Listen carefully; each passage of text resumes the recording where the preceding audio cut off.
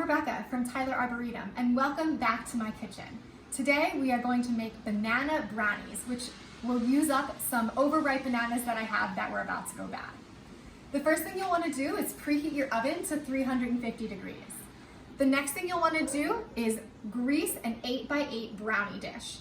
I greased mine really well because I don't want it to stick, and I actually used vegan butter to grease my pan. You could use any oil that you have. You could also use regular butter.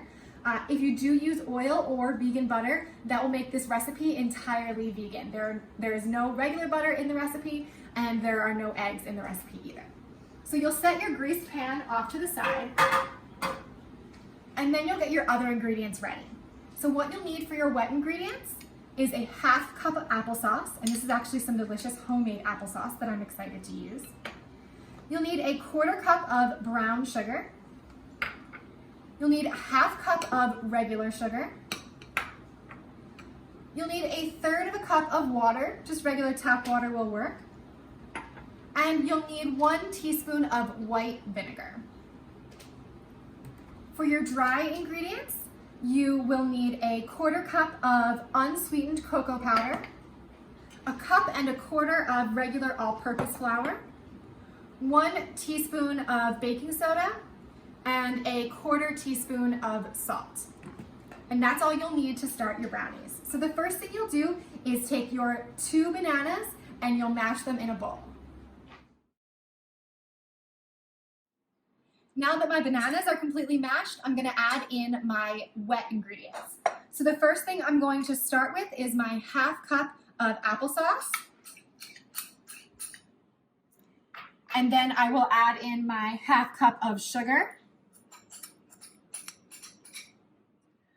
I'll add in my ¼ cup of brown sugar, my third cup of water, and a teaspoon of white vinegar.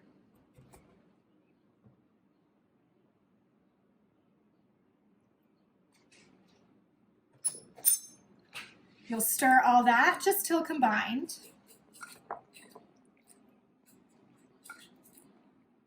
And then you can add in all of your wet ingredients. So the first thing, your dry ingredients. So the first thing you'll add in for your dry ingredients is your 1¼ cup of flour. So you can add it in a little at a time just to make sure you are able to combine it. You're not going to want to overmix this because you don't want it to get too chewy. So after you add in your 1¼ cup of flour, you'll add in your ¼ cup of unsweetened cocoa powder.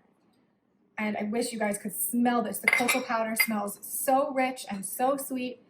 It takes me right back to a candy store when I was a kid. The smell is just delicious. After you mix in your cocoa powder, then you can go in with your ¼ teaspoon of salt,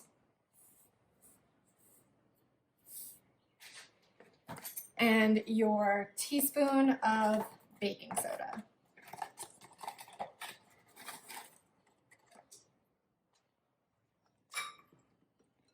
Again, just mix this until it is just combined.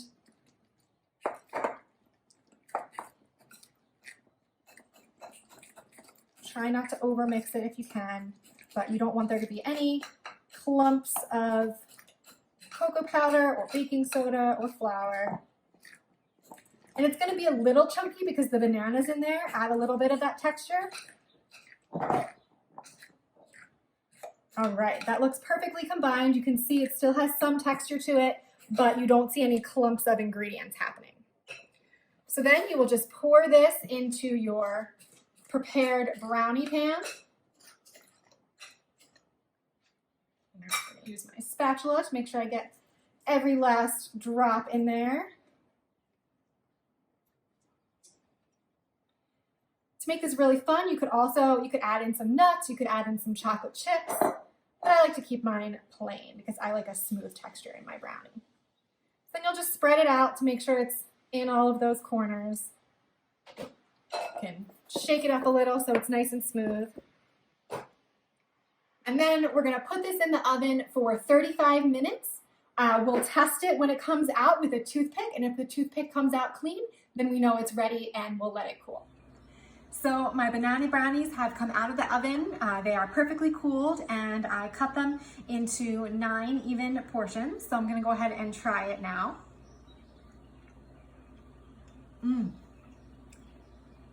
The texture is perfect. It's soft and fluffy. You can really taste that banana in there. Gives it a little something extra in addition to the delicious chocolate brownie taste. You're not gonna believe these are vegan. Can't wait to hear how these work out for you, and we look forward to seeing you in the kitchen next time.